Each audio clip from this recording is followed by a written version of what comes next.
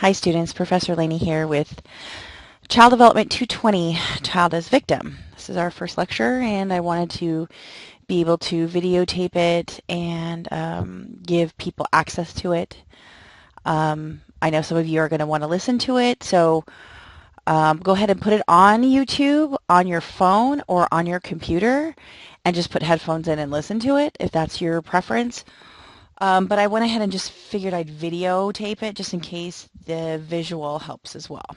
Okay, actually let me turn on some lights here because I know that I get a little bit dark when I'm sitting with the back lighting, and so I go ahead and do this for you.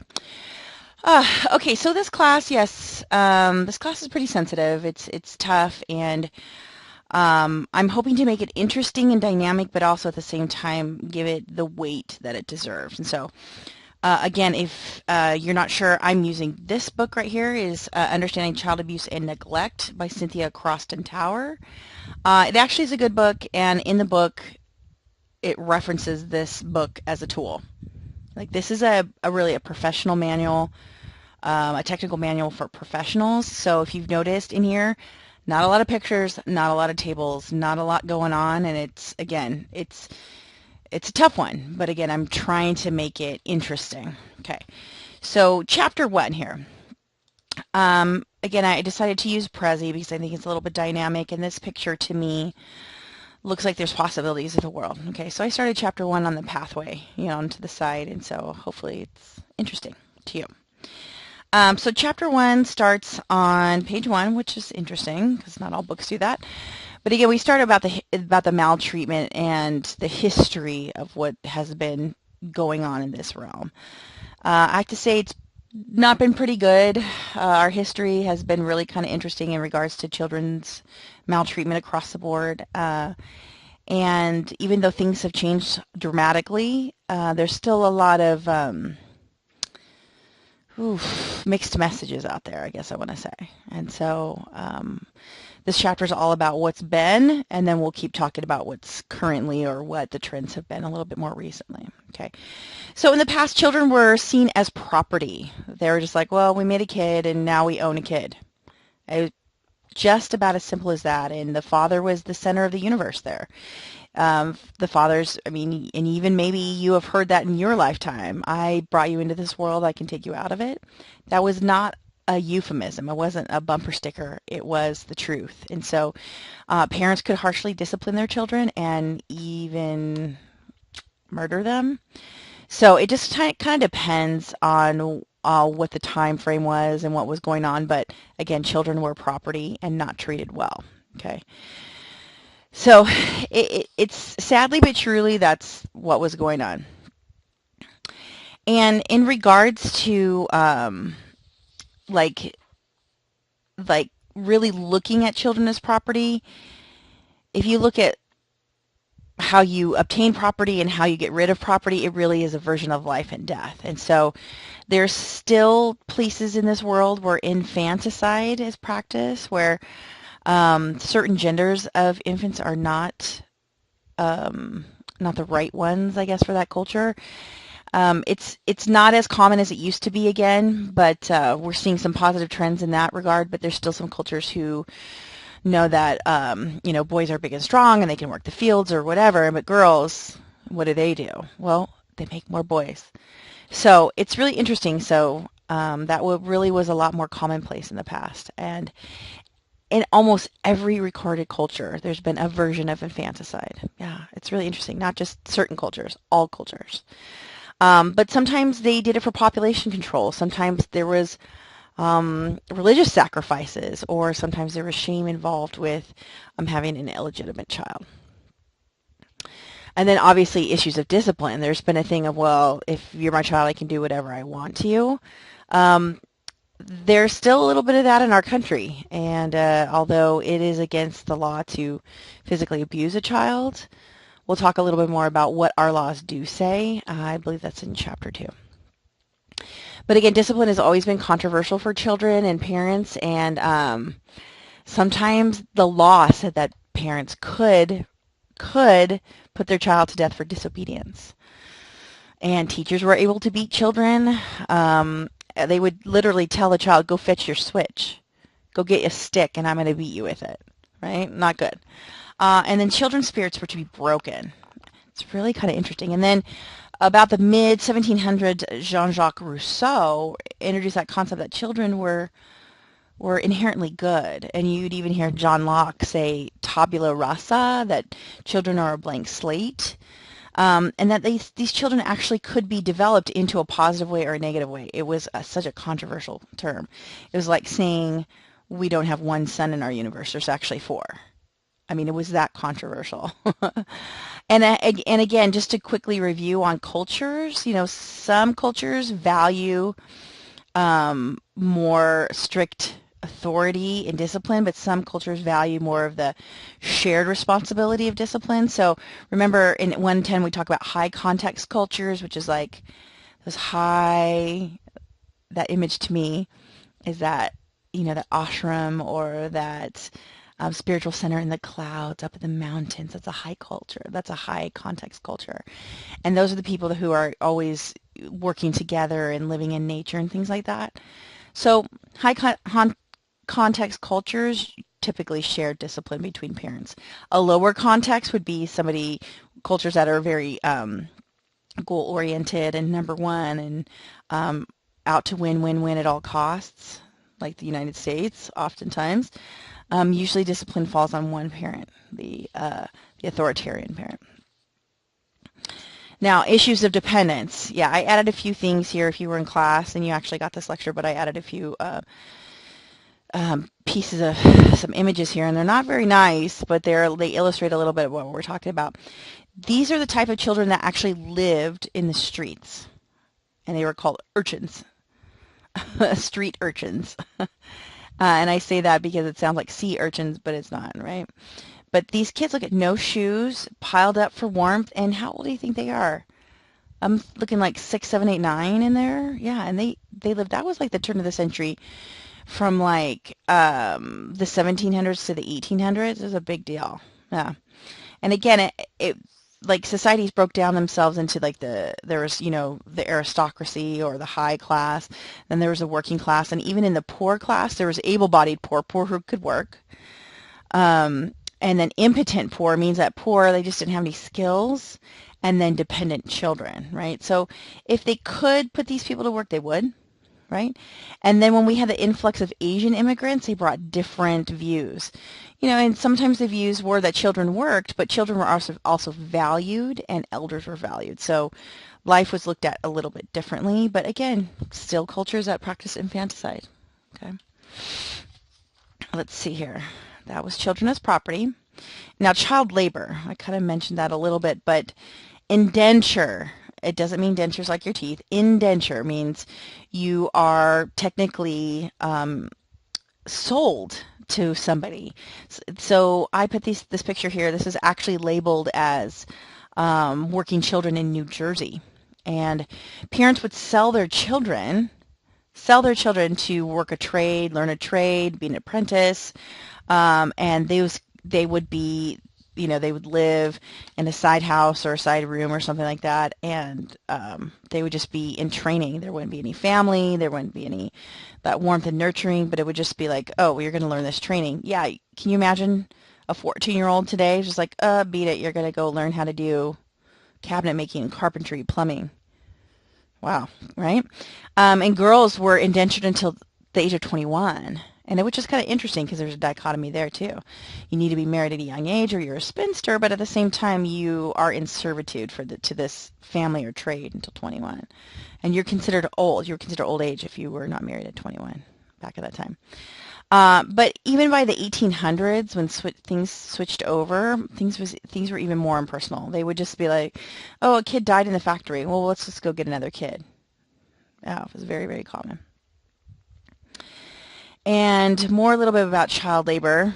The early history, I'm sorry, this is sexual values, attitudes, and exploitation, page 5. But the early history of exploitation is, well, exploitation really just means mistreating a person sexually.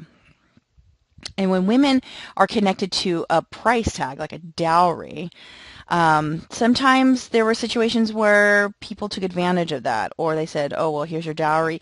You're worth this much, and maybe I couldn't afford it. Well, I'm going to take what makes your dowry important is your virginity. So there was a lot of exploitation happening too.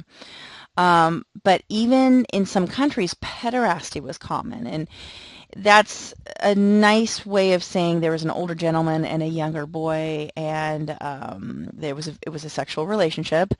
And in certain countries, it was welcome. We would find an elder, a wise man, and that wise man would move into the house, and the entire family was okay with it culturally. That's how it was for them. So that older wise person protected the family or provided training for that young man, literally and figuratively.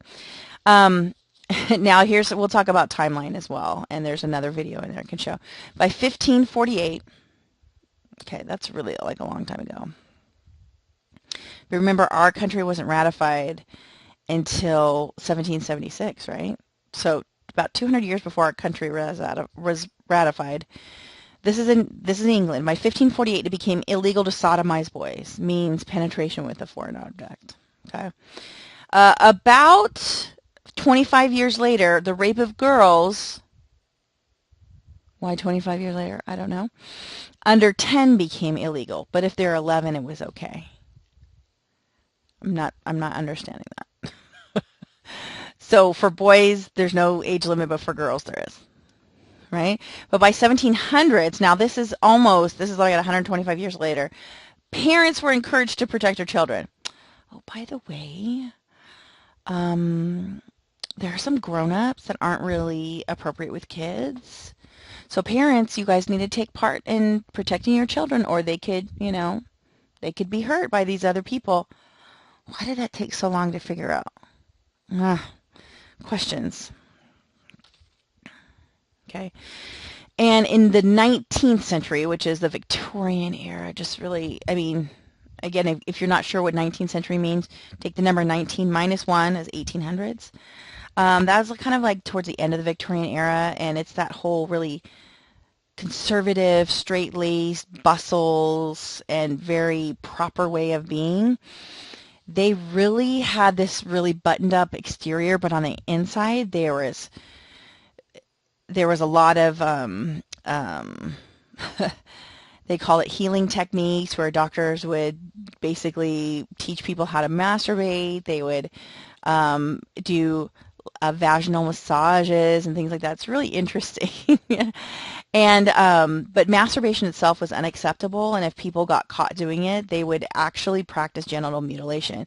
Men would have nerve endings in their penis severed, and women would have their clitoris removed. And this is in Victorian England. This is not sub-Saharan Africa, although sometimes those things still happen today.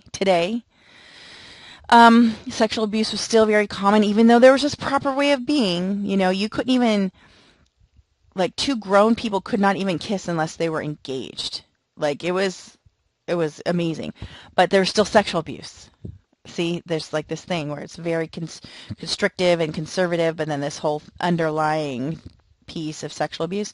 Pornography and child prostitution started really starting to become more rampant. And if you would like to read a fictional story, a sub-fictional story, it's a Sir Arthur Conan Doyle esque. It's kind of it's a Sherlock Holmes type story, but Sir Arthur Conan Doyle didn't write it, so it's a more contemporary writer. It's called The Silk Road. You can read that, and I got the audiobook from the library because I don't have time to read, but it really kind of encapsulated child treatment, child mistreatment, and a lot of some other dichotomous things going on. Really, really interesting. And homes for boys, what that really meant. Yeah, so really kind of interesting. Again, now around like Sigmund Freud kind of popped into place here.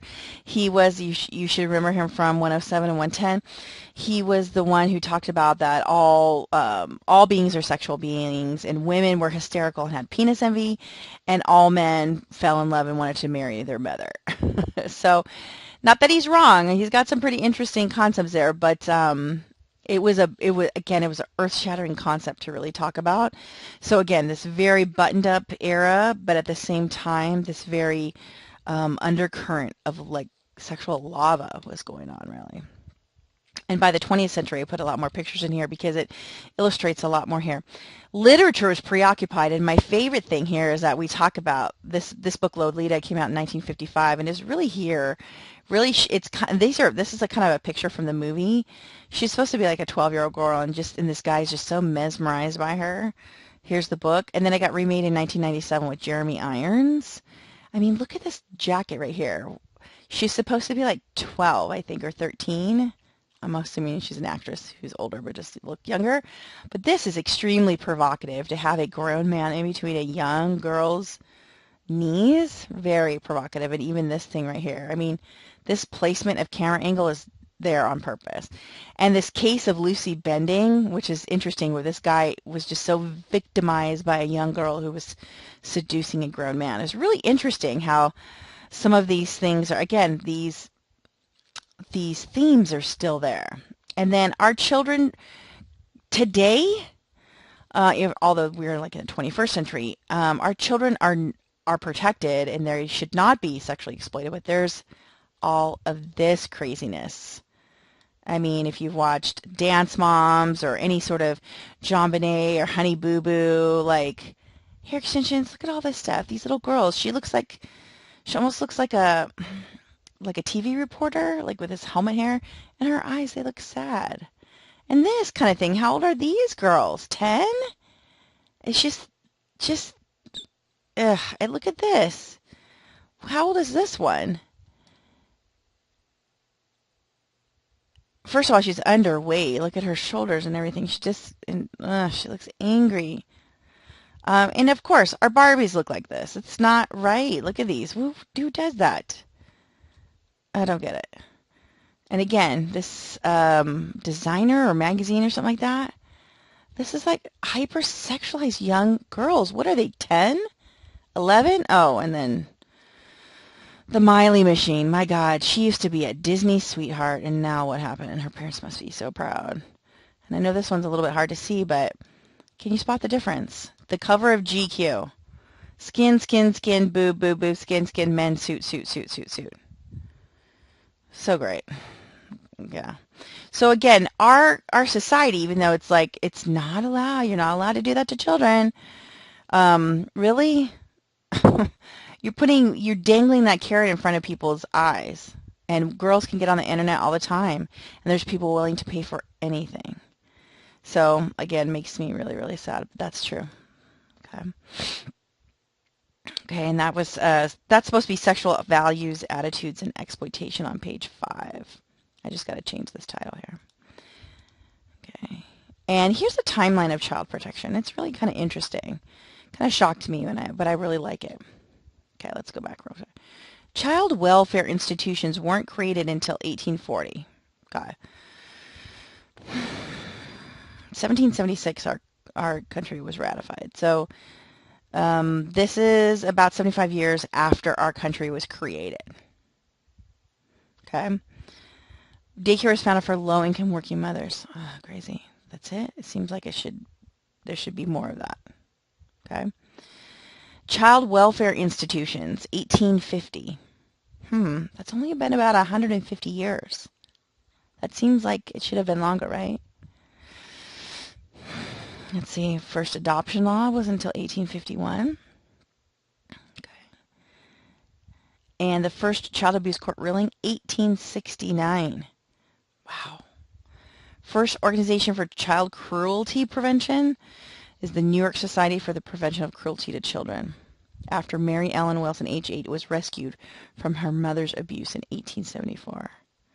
Amazing. The Humane Society, still in business today. It was kind of the first society or group of people that got together to protect not only children but animals, and it's still there. It says our #1 goal is to protect children and animals. It's very sweet.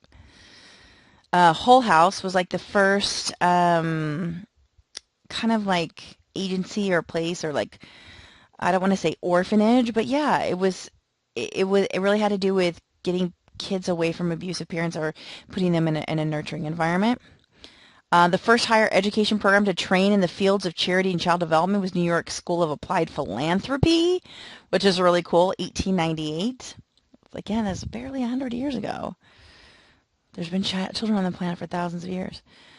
John Dewey, he's the president of the APA, which is the American Psychological Association. He advocates for children's rights and education. 1899. Now we see, we're turning the centuries. See how everything starts picking up and getting a little bit more quick here. This was kind of like a big push around the turn of the century. Juvenile Protective Association, the Children's Bureau, 1912. That's about 100 years ago. Child Welfare League of America, American Youth Congress. There's a Declaration of the Rights of American Youth. Oh, now we're protecting them. Now we're looking at World War II. Parental right is not absolute and can be restricted if it is in the interest of the child's welfare, meaning like you can't do whatever you want to your child. The state can take your child away. 1944. So we've already had a civil war, we had foreign scrimmages, we had World War I, World War II, and now we're finally looking at the welfare of kids. 1959, White House Conference on Children and Youth, and UN adopted a Declaration of Children's Rights. 1962, now we're in like the flower power, love your brother, man, right? Child abuse reporting laws now are starting to come up in the 60s. 65. Okay, Supreme Court judge got appointed, and in 67, the U.S. Supreme Court established juveniles that receive the same due process as adults. So kids aren't faultless, but they are protected under the law. You're innocent until proven guilty. 67. In 1970, we had some more legislation on juvenile crimes. National Commission on Resources for Youth. Resources. First joint custody award in 1973. Big deal. It's in my lifetime now. Hillary Clinton, children's rights was a slogan in need of a definition. Interesting. I'd like to look into that a little bit more. Okay. And then 1974 is CAPTA, Child Abuse Prevention and Treatment Act. This is a big one. This is in our book. It might show up on a quiz or test. National Network for Youth, focused on homeless, runaway, and disconnected youth. Adoption Assistance and Child Welfare Act, 1980. Why does that seem so recent, right? CASA, again, this is a big deal right now. Court-appointed special advocates. I'm going to have a guest speaker in class talk about CASA. Okay, it's a great. They take volunteers, and it's a great program. Child Abuse Amendment to the law, 84. Student privacy, Child Abuse Prevention and Family Services Act, 88. Convention on the Rights of the Child, that's a big deal, 89 to 94. 0 to 3, this is a big one. It's a nice website. It started with the mission of strengthening the professional voice for infants and families. It's got a lot of resources for families in there too. It's great. Cool checklist. Flores versus Janet Reno. Interesting. National Policy for the Detention, Release, and Treatment of Children in immigration custody based on treatment. Interesting. 2,300 unaccompanied children were detained. Interesting. Children's Online Privacy Act. Oh, yeah. Under 13. That was a big deal. Foster Care Independence Act. Letting kids if they are able. Convention of the Rights of Child, 2002. Unanimous consent. Wait, let me go back. Unanimous consent. Oh gosh, sorry. Okay, there we go. Unanimous consent to ratify protocols or rules on the sale of children, prostitution, pornography, as well as a protocol or rules on children in armed conflict. 2002. That seems way too. Streamlining adoptions for newborns, yay. Arkansas recommended statewide collaboration for child abuse prevention in schools. Stop child abuse in residential programs for teens, 2008. CAPTA, again, that was kind of reauthorized, meaning it was renewed. Patient Protection and Affordable Care Act, PPACA, 2010. And Gun Safety and Gun Access Prevention. Gosh. Homeless Children and Youth Act. Look at this. You see how things are moving up faster? It's all 2011. To require certain warning labels of police on video games. Empowering Youth Act of 2011.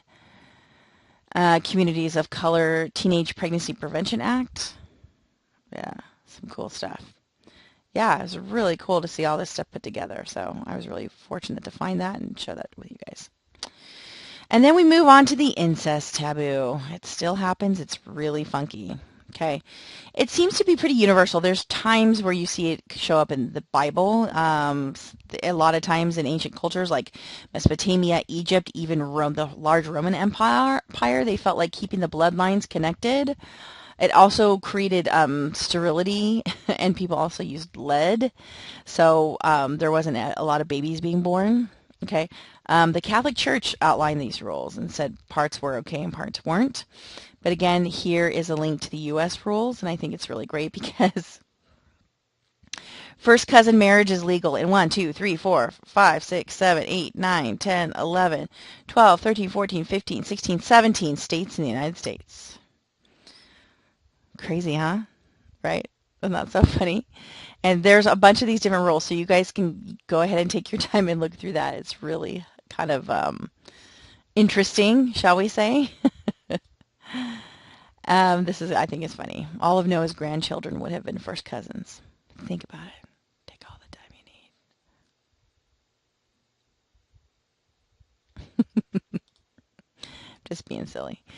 But there's still social stigma. I mean, maybe some of you, when I use the word incest, you went, ugh. Yeah, an inner revulsion. It's pretty common to most people. A disgust from the outside looking at people, and the other's like, ew, how weird or gross, right? We judge. It's just different. Perception that participants are abnormal. Like, that ain't right, right? Perception of disorganized or absent family life. Well, if they're hooking up, there's something probably wrong. Like, I don't know if you guys ever read Flowers in the Attic, V.C. Andrews. Always kind of comes around. But incestuous families demonstrate disorganization and dysfunction and can hinder children's development. And we're going to talk about that in Chapter 3. So the reasons for the taboo. Biologically, are we allowed to have children that way? Well, you can. That doesn't mean that they're going to be really strong. Okay, they might be medically fragile. But animal breeders do it. Do you have a dog that's purebred? Well, they might be inbred a little bit, okay? And again, some of the ancient civilizations, okay? Sexual aversion, sometimes when you just live with somebody for so long, you're just like over it, right? So that's part of the taboo, okay? And family disruption is both a reason and an outcome, meaning it could disrupt the family. Even if it's like stepsister, stepbrother, there's no biological connection, but I wanted to show you this, and this is real. Let's see if I can get back here.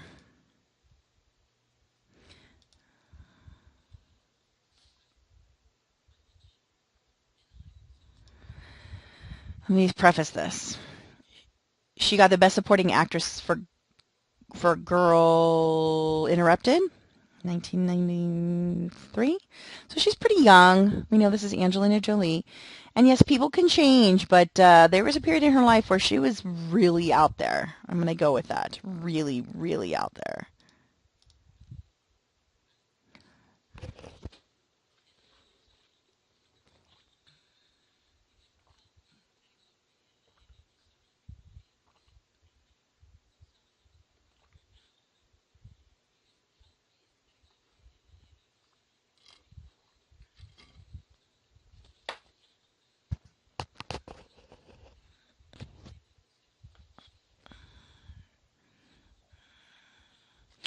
Full lean in, full eyes closed, full lip lock.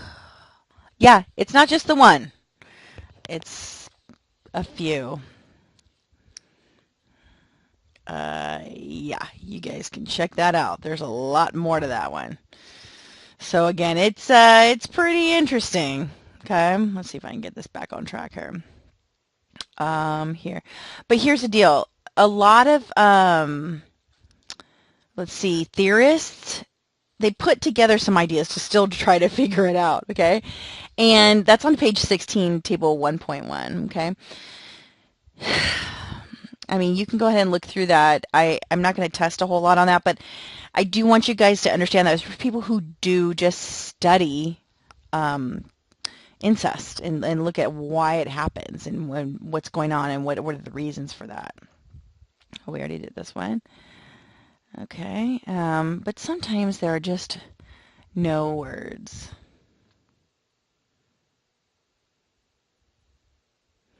Would you ever take a picture with your opposite sex parent like that?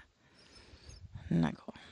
Okay, GSA, genetic sexual attraction. It's a real thing. Genetic sexual attraction. It's a real thing. And again, this is not like a research-based website, but these are 12 shocking cases. Okay, that's grandma and grandson right there. Okay, German siblings who have 4 children. Brazilian siblings, they didn't know that they were related. 18-year-old and her father. Some of these pictures are kind of just placeholders. You can read through this. Barbara Gagno and her son. She's the therapist who coined the phrase, and her client. Twins who got hitched. Rachel and Sean. Sally and her son.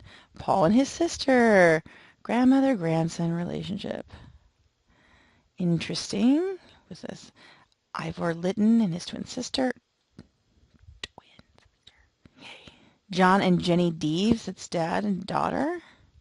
But again, you guys can read through that. It's pretty funky. Okay, not gonna lie.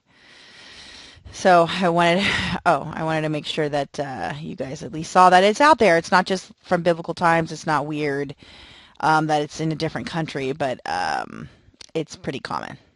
It happens. I mean, it's still pretty rare, but it happens. The recent history of helping the abused and neglected child, and there's more as we go through our chapters, but again, we saw in that timeline by the 60s there was a little bit more of that brotherhood of man, and in the 70s we had some organization, and then the Child Abuse Prevention and Treatment Act was in 1974, and then we looked into like, well, if a child gets taken from their family, how can we get that child adopted? So 1980 kind of brought that through. In 1993, then they figured, oh, well, maybe we should give the family some tools in which so they could preserve their own family. So in 1993, the Family Preservation and Supportive Service Act came up. And professional awareness really has to do with a lot of professionals who help children, like really organizing together and being a little bit more clear on what our roles are there. The requirements now are mandatory to report suspected child abuse. There's more training, there's more research, there's more school involvement, and even safe church policies now. There's some professional journals if you're ever interested in those things, if you're going to be a therapist, any of us who are going to work with children, even in my role as a college professor, I am a mandated reporter. So anytime that you have any interaction with children or people who do have interaction with children, you will be a mandated reporter. And so this was kind of more of the movement to get all the professionals to advocate and help children. These are about some websites I'm going to put in here. Childwelfare.gov. Kemp organization is great. I might have a guest speaker here from Talk. This is Talk About Abuse to Liberate Kids. It's a great organization because they also work with the abusers, because they figured there's some skills that need to be put into place as well. So I might have somebody come from Talk. Okay, preventchildabuse.org. These are great websites. RAIN.org is another one. That's for sexual abuse survivors. Megan's Law, you can find out what's in your neighborhood. And American Humane Society, yeah, really good stuff. So those are all listed in your book except for the Talk one, but I wanted to make sure that you guys had access to that. You can look it through your book, or you can click through on here. So for child protection today, this is the table on the table on page 16. I couldn't get it to scoop in. just because it was like sideways or something, but this is what it looks like in our book. But there's not one way to talk about child abuse. There's not one way to think about it. People do it for different reasons. They could be stressed. They could be ignorant. They could be culturally stuck in their way. I don't know, right? So there's just different ways to handle this issue, and it looks like it's going to be an issue that's going to be around for quite some time. So there's different ways of looking at that. But there's three basic orientations, and you can see right here on the top, the legal or the penal system, the medical and scientific way, or the social welfare and humanistic. So if you're a person who says, well, I think parents abuse their children because they were abused and they don't know any better, well, that means that that's a little bit more of a social welfare type situation, right? And so here's like a cycle of deprivation. That might be something that's interesting for you. Also, if you say, well, I'm going to go to college so I can be a police officer and I can stop children from being abused, well, you're going to be in here, right? Right? Justice, due process, punitive, like getting people, to stop doing that. Maybe that's going to be your deal. Okay, so a lot of different frameworks to think about here, but there's three basic orientations. Again, penal, medical, social welfare. And the role of Child Protective Services. We also call it CPS. In LA, it's DCFS. Or people say social services, and sometimes Health and Human Services is like the United States term. Okay, and it used to be very police style to an advocacy agency. Instead of saying, oh, we're just going to take your kid away, we're like, okay, well, we are going to maybe temporarily take your kid away, and then you're going to go through all these different things that'll help you get your child back. Let's give you some tools. It's almost like First Five, but not a prevention agency. It's more of a response agency. Okay. And again, shifting towards prevention in the recent years, proper parenting has really been like the thing. And again, you'll see kids who are out in public and parents are just losing it, and what's the first thing we all think? Oh my God, that parent is terrible, right? Maybe the parent just doesn't know. Maybe the parent needs some help. Maybe we don't know what's going on, right? But again, there's all these different challenges that kind of come up in what or how children are treated, like people who are working too much or working outside the home, or parents aren't paying attention, or it's a split up family, or the dad's not even in the country anymore, or, oh, you're just being indulgent, right? Too much technology, or maybe you're on drugs, they're on drugs, right? The parents are on drugs, whatever. Right? Or conflict of punishment techniques, right? Do we do timeouts, or do we withhold things, or right? But the focus is still on accusation and sanction, and then it's moving towards education and support. So I've seen a lot of cool things happening in here, but if we can start with the idea that maybe parents just, they would do their best if they could do their best, right? And then really in summary, the whole chapter kind of wraps up into this, is that child maltreatment has been around for quite some time. They used to be considered property, and now mistreatment of them is taboo, incest for sure. But advocates and politicians and researchers have really worked. I mean, this is my lifetime, and I'm really proud to know that I'm living at this time that I can maybe be part of that movement in any way. Okay. And then current ideas on how to deal with this problem can be penal, medical, or social. And organized agencies still need public support. We can't say, okay, well, it's all about the parents and you can't go to an agency, and, we can't really judge. But again, everybody needs help at some time, and parenting's not easy. For those of you who are parents, you know what I'm talking about. And for those of you who maybe have been helping to raise your siblings, you also know that's not very easy. So again, this whole chapter was really talking about maltreatment of children from a historical perspective, so that's a good place to start. All right, so I'm glad I could provide this video, audio, and I hope you enjoy. All right, I will see you in the virtual world. Bye.